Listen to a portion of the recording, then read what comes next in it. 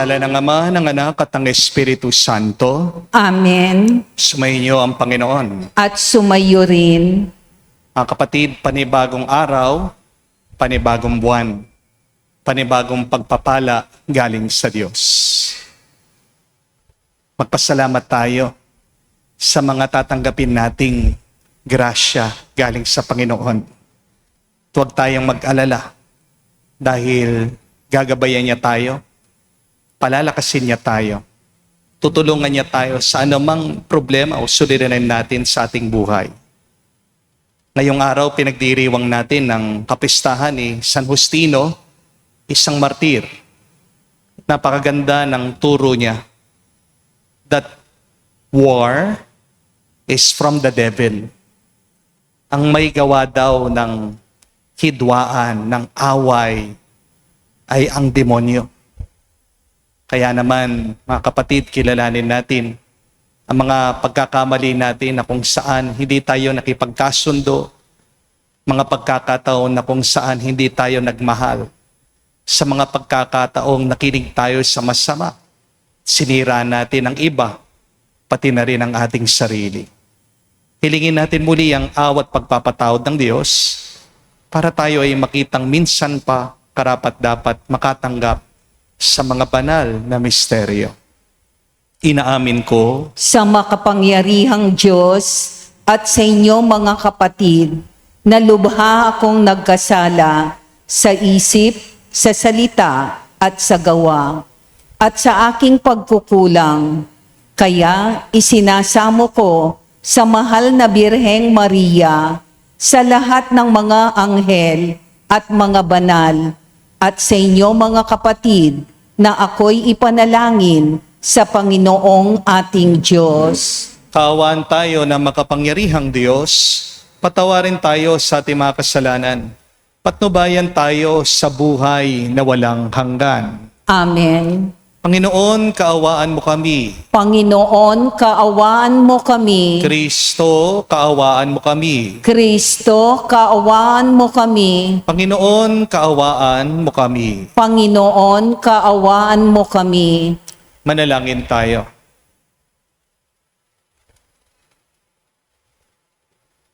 Ama naming makapangyarihan, sa inaakalang kahangalan ng mga tao tungkol sa krus, tinuro mo sa martir na si San Justino ang di mo mapapatanyag pagkilala kay Hesukristo. Bilang tugon sa kanyang pagdalangin, ang mga maling akala ay mabigyan nawa ng wastong kasagutan. At ang katatagan ng pananampalataya ay amin nawang makamtan. Sa pamamagitan ni Hesukristo kasama ng Espiritu Santo, magpa sa walang hanggan. Amen.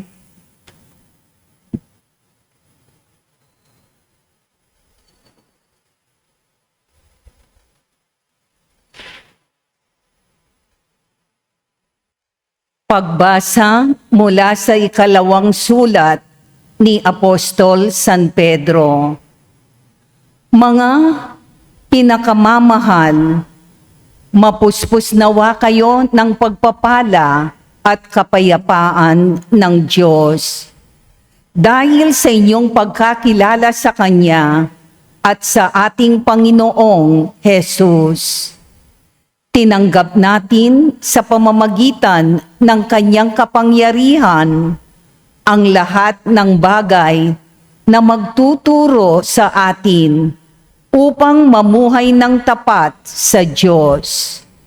Ito'y dahil sa ating pagkakilala kay Jesus na siya ring tumawag sa atin upang bahaginan ang Kanyang karangalan at kapangyarihan.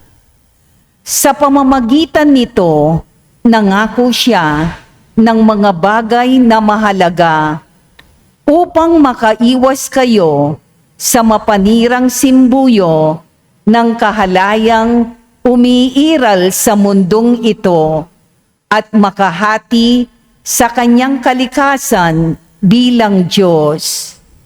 Dahil dito, sikapin ninyong idagdag sa inyong pananampalataya ang kabutihang asal sa kabutihang asal, ang kaalaman sa kaalaman, ang pagsupil sa sarili sa pagsupil sa sarili, ang katatagan sa katatagan, ang kabanalan sa kabanalan, ang pagmamalasakit sa kapatid at sa pagmamalasakit ang pag-ibig.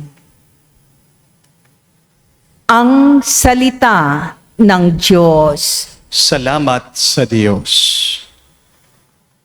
Diyos kong tapat at totoo, ikaw lang ang pag-asa ko. Diyos kong tapat at totoo, ikaw lang ang pag-asa ko.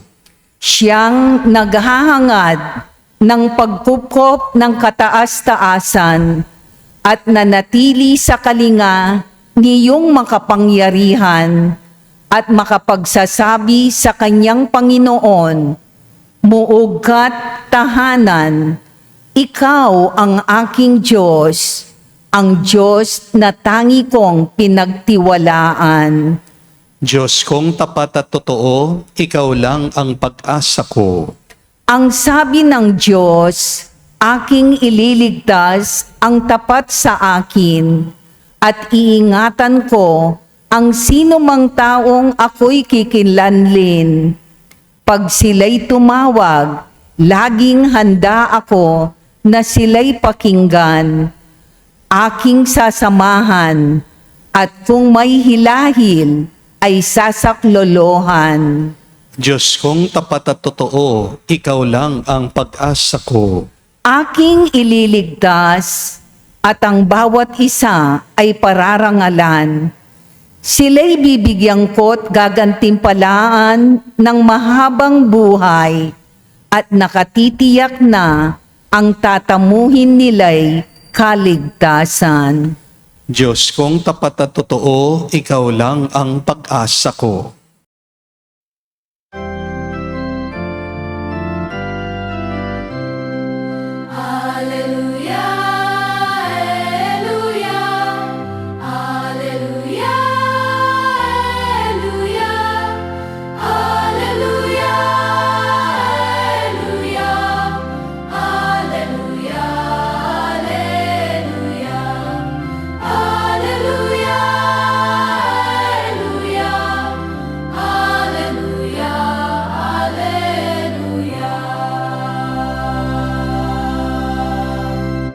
Si Jesucristo ay tapat, saksi at buhay ng lahat. Tayo'y kanyang iniligtas. Aleluya, aleluya. Sumainyo ang Panginoon. At sumayo rin. Ang mabuting balita ng Panginoon ayon kay San Marcos. Papuri sa iyo, Panginoon. Noong panong yun, nagsimulang magsalita si Jesus sa mga punong saserdote, mga eskriba at matatanda ng bayan sa pamamagitan ng mga talimhaga.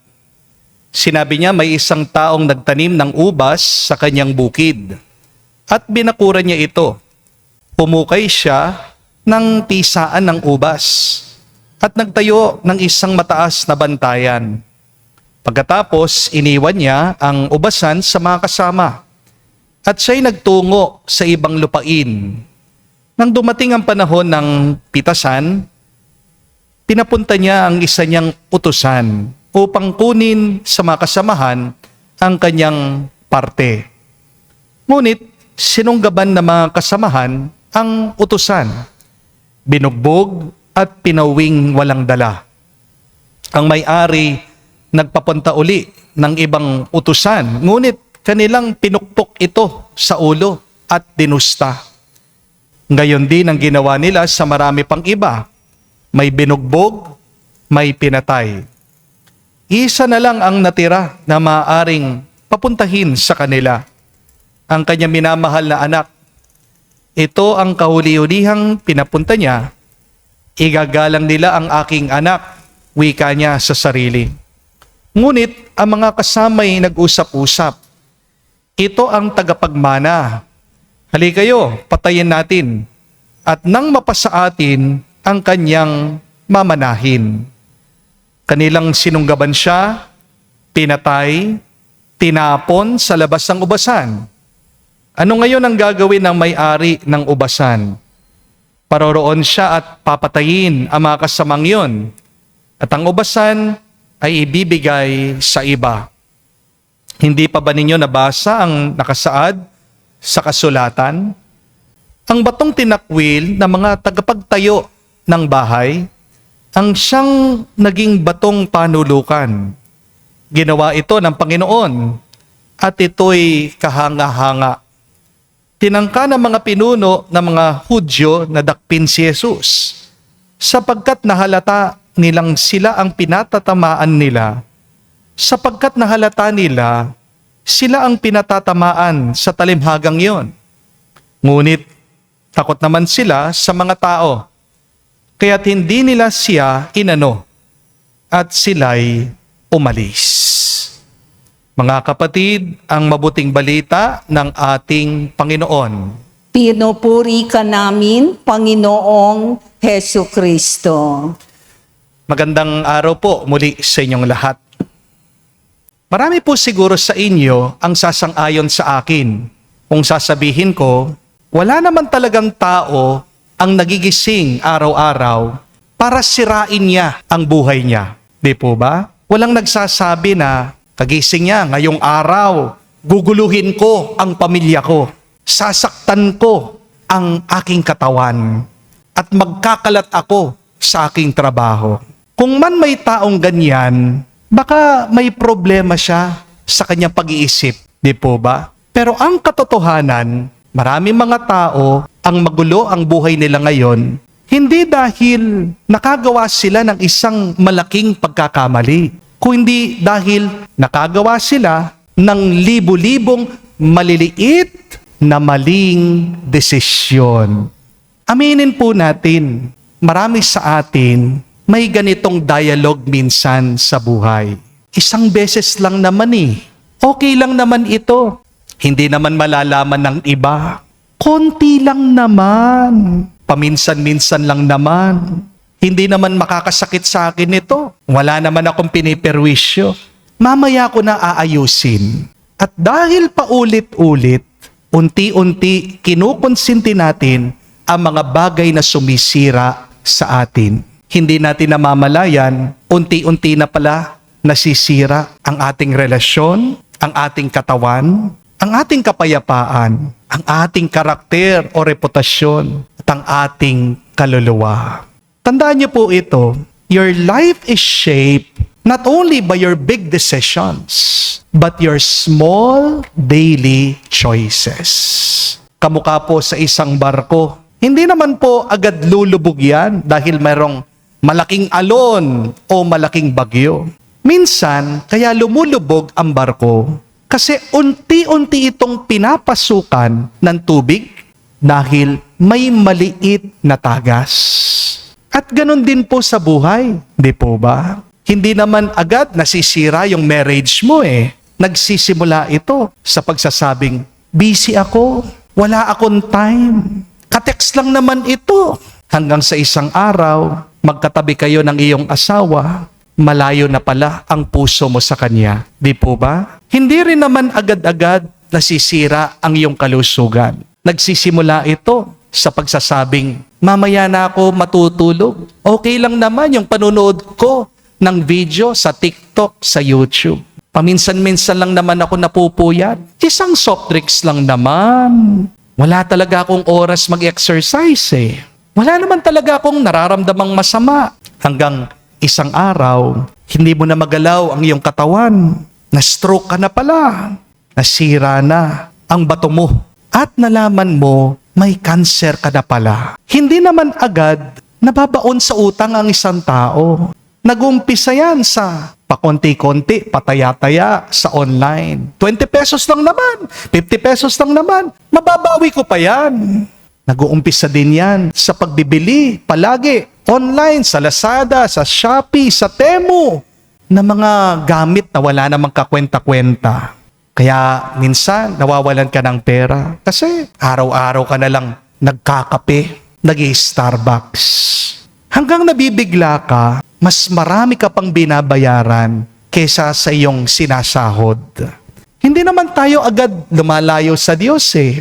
Wala naman pong nagsasabi na, ayoko na kay Lord. Unti-unti po nangyayari yan. Sa hindi pagdarasal, sa hindi pagsisimba, hanggang patay na ang iyong konsensya. Dahil nasanay ka na sa kasalanan.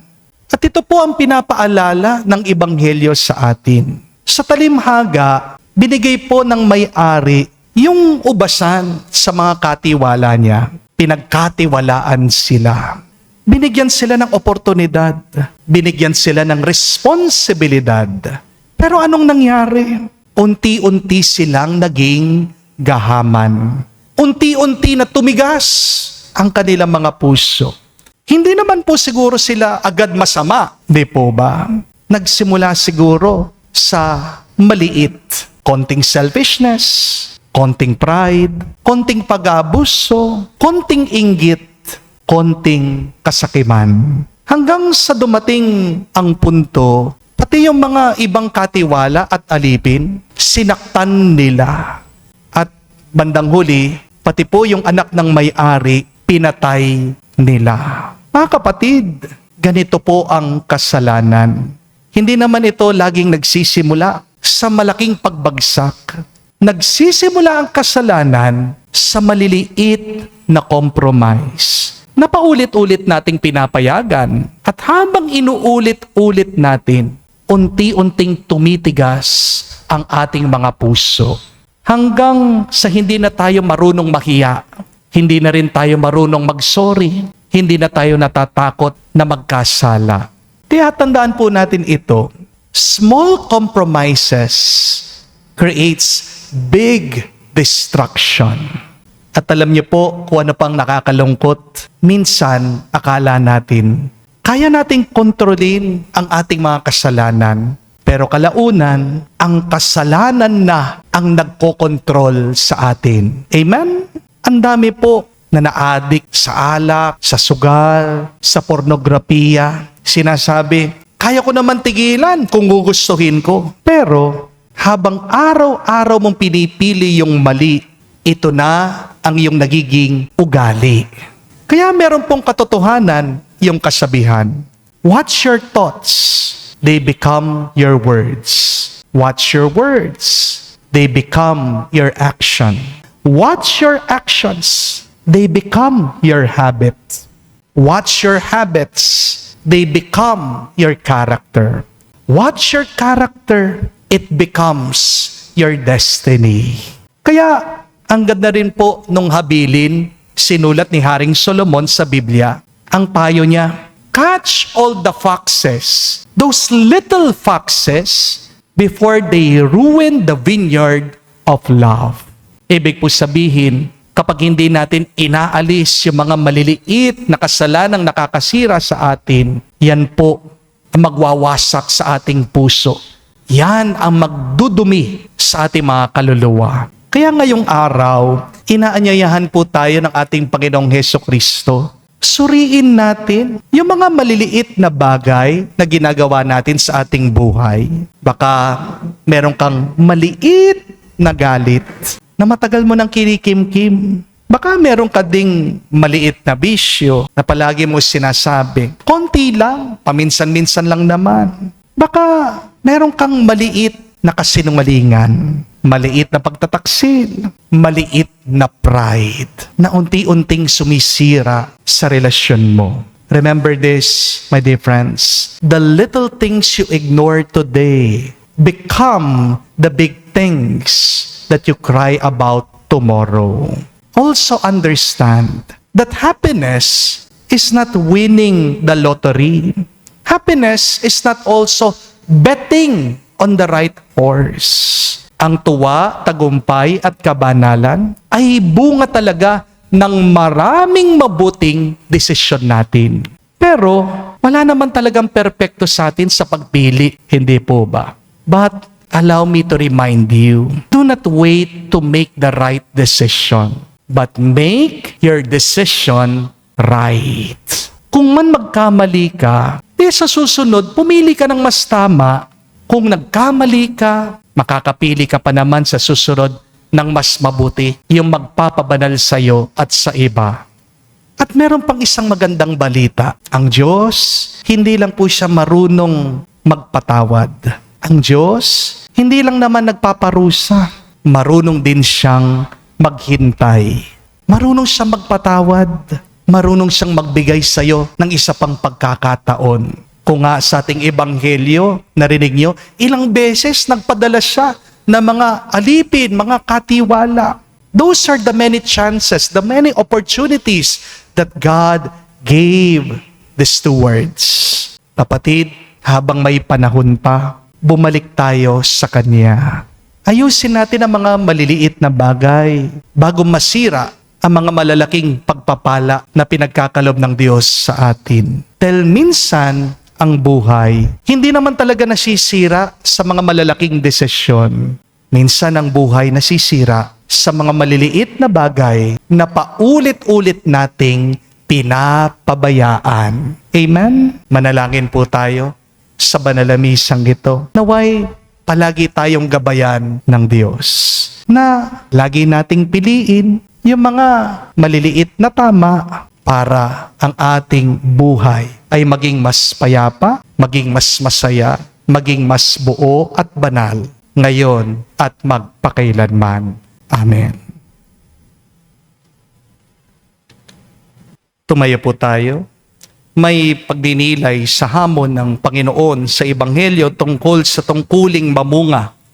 Ilagay natin sa harap ng Diyos Ama ang ating mga kahilingan.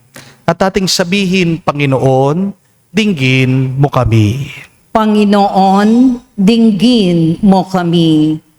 Ang mga namumuno ng simbahan naway makatanggap ng liwanag, kalakasan at pag-alalay sa tungkuling paggabay sa mga sumasampalataya sa panahon ng kagipitan.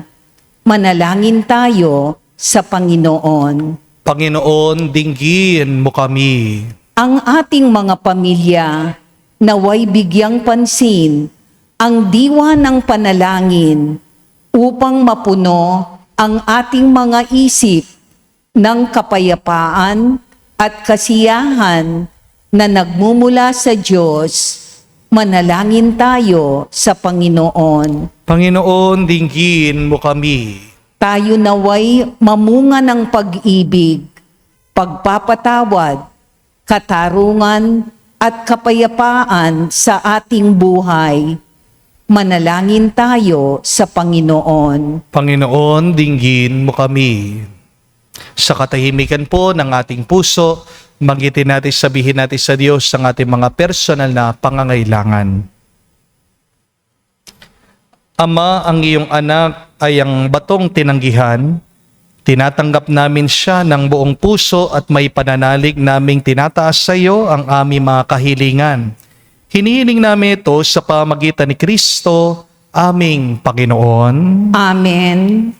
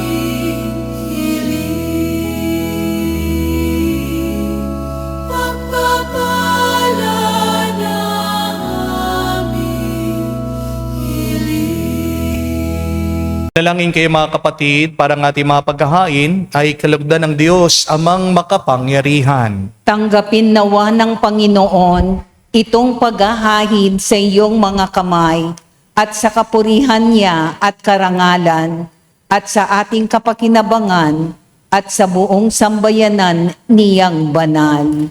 Ama naming lumikha, ipagkaloob mong marapat na ganapin ang banal na paghahain na masugid na pinagtanggol ni San Justino sa pamagitan ni Jesucristo kasama ng Espiritu Santo magpa sa walang hanggan. Amen. Sumainyo ang Panginoon. At sumayo rin, Itaas sa Diyos sa inyong mga puso at diwa. itinaas na namin sa Panginoon. Pasalamatan natin ang Panginoong ating Diyos. Marapat na siya ay pasalamatan. Ama naming makapangyarihan, tunay nga marapat, ikaw ang aming pasalamatan.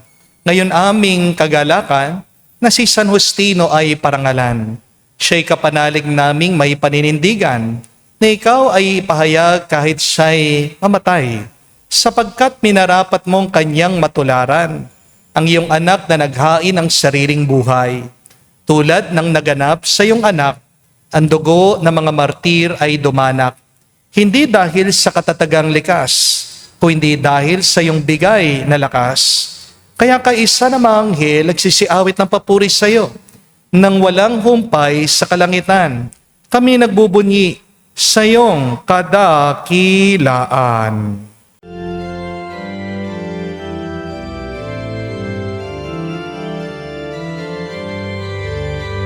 Santo, Santo, Panginoong Diyos ng mga hukbo, napupuno ang langit at lupa ng kadakilaan mo. Hosana, Hosana, sa kainasan, pinagpalang na paririto sa ngalan ng Panginoon. Hosana, Hosana, sa kainasan.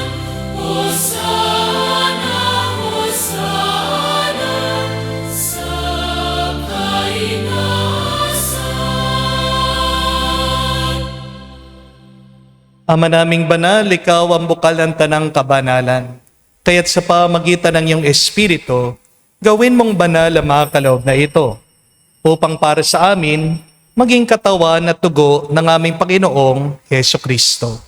Bago niya pinagtiis ang kusang loob na maging handog, hinawakan niyang tinapay, pinasalamatan kanya. Pinaghati-hati niya iyon, inabot sa kanyang malagad at sinabi, "Tanggapin ninyong lahat ito at kanin. Ito ang aking katawan na ihahandog para sa inyo."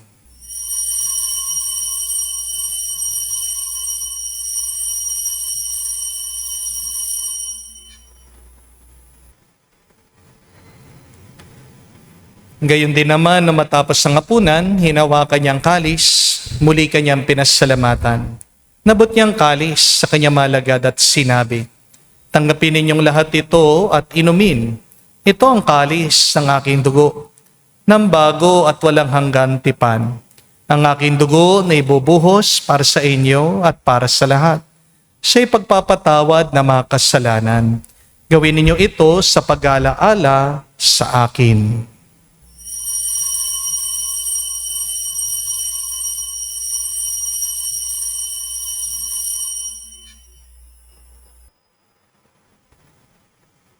Ang misteryo ng pananampalataya. Aming ipinahayag na namatay ang iyong anak, nabuhay bilang Mesiyas at magbabalik sa wakas para mahayag sa lahat. Ama, ginagawa namin ngayon ang pag-alaala sa pagkamatay at muling pagkabuhay ng iyong anak. Kaya tinialay namin sa iyo ang tinapay nagbibigay buhay at ang kalis sa nagkakaloob ng kaligtasan. Kami nagpapasalamat dahil kami yung minarapat na tumayo sa harap mo para maglingkod sa iyo. Sinasamo namin kami magsalo-salo sa katawan at dugo ni Kristo ay mabuklod sa pagkakaisa sa pamagitan ng Espiritu Santo.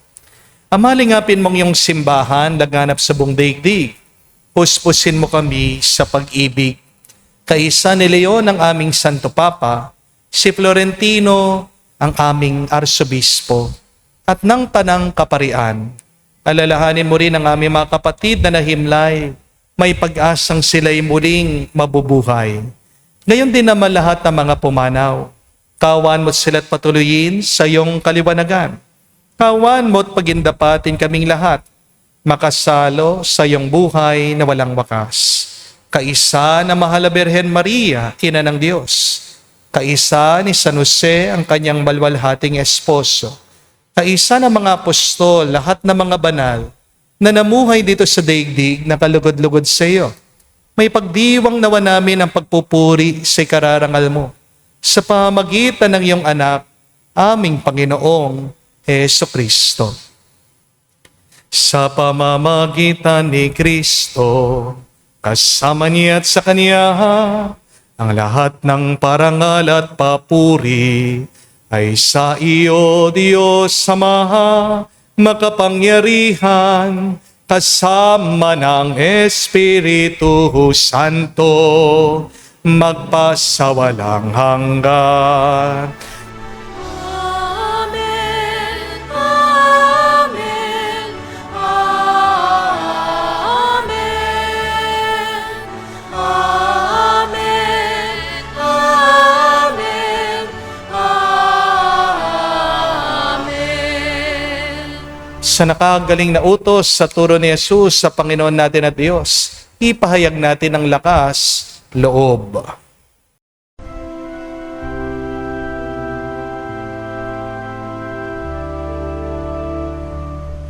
Ama namin, sumasalangit ka, sambahin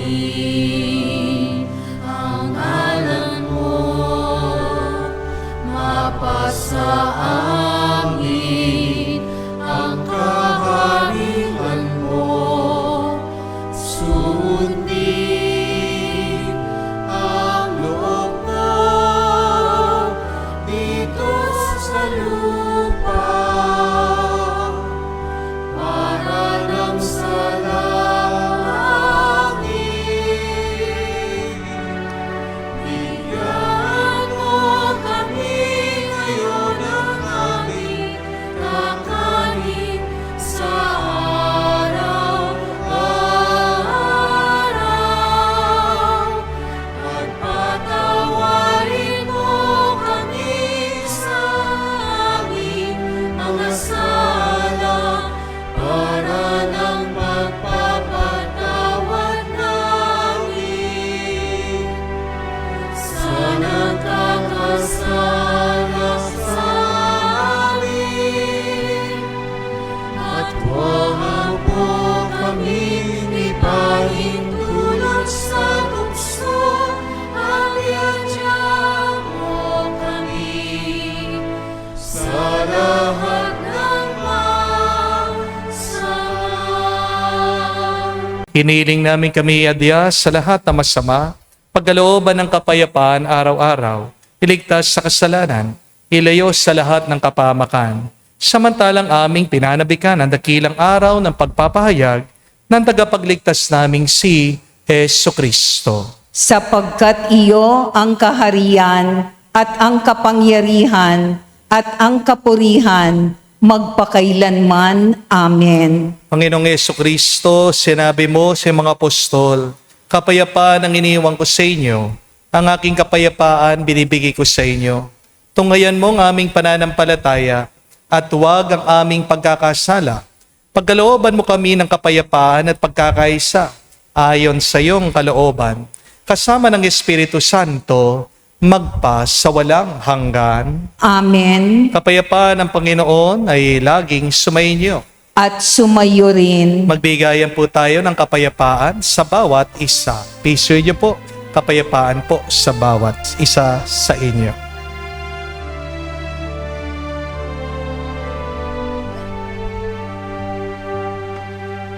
Cordero ng Diyos na nag-aalis ng mga kasalanan ng sanlibutan, maawa ka sa amin. Maawa ka sa amin. Cordero ng Diyos na nag-aalis ng mga kasalanan ng sanlibutan, maawa ka sa amin.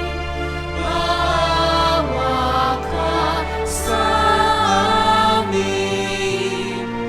Cordero ng Diyos na nag-aalis ng mga kasalanan ng sanlibutan, ipagkaloob mo sa amin ang kapayapaan.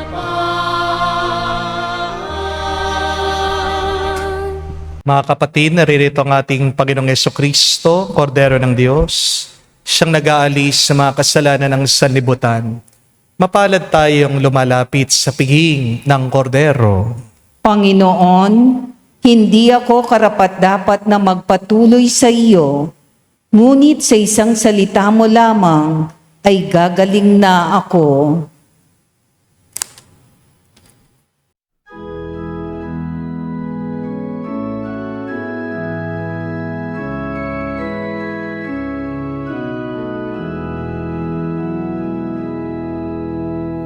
Tinanggap kong buhay na Diyos, puso ko ay nadalak. Tinanggap kong buhay na Diyos, puso ko ay natuwa. Tinapay siya ng buhay, hinati at binigay, para magbigay buhay, huwag mangamba kailanman. Tinanggap kong buhay na Diyos, puso ko ay naghahanap. Tinanggap kong buhay na Diyos, puso ko ay natuwa. Siya'y daan ng buhay, minahal ka ng Ama, umuwi ka sa Kanya, makaisa sa tinig niya. Tinanggap kong buhay na Diyos, puso ko ay nagalak. Tinanggap kong buhay na Diyos, puso ko ay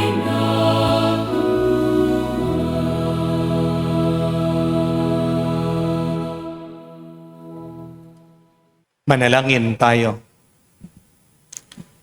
Ama naming mapagmahal, kami mga pinagsalo mo sa banal na pakikinabang ay dumadalangin ngayon upang alinsunod sa tinuturo ng martir na si San Justino, kami manatiling tumanaw ng utang na loob sa iyo dahil sa lahat ng mga kaloob ng aming tinanggap sa pamagitan ni Jesucristo kasama ng Espiritu Santo magpa sa walang hanggan. Amen.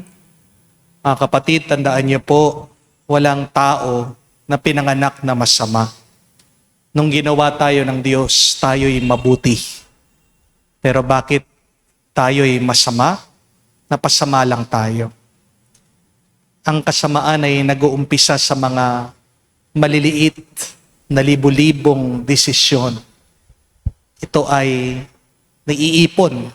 Ito ay lumalaki. Pero hindi man ibig sabihin na nagkamali ka, nakatapusan mo na. Nagkamali ka man, bumagsak ka man, nabigo ka man, pwede pa rin naman ayusin at itama. Do not make the right decision, but make your decisions right. Kung paano ang isang maliit na buto lumaki, naging puno, ganyan din naman ang kabanalan, ganyan din naman tagumpay, ganyan din naman ang kabutihan. Habang may buhay, may pag-asa pa. At ang pag-asa natin ay merong Diyos na tutulong para tayo ay baguhin. Kailangan lang nating gustuhin ito at kailangan lang nating piliin ito araw-araw. Magandang pagmunihan ngayon. Ano yung mga maliliit na bagay na pwede kong ayusin, baguhin, ituwid sa aking buhay? Yung pag-exercise, pwede naman tigpa 5 minutes araw-araw. Kung dati isang kahakang sigarilyo, bawasan mo ng isang sigarilyo.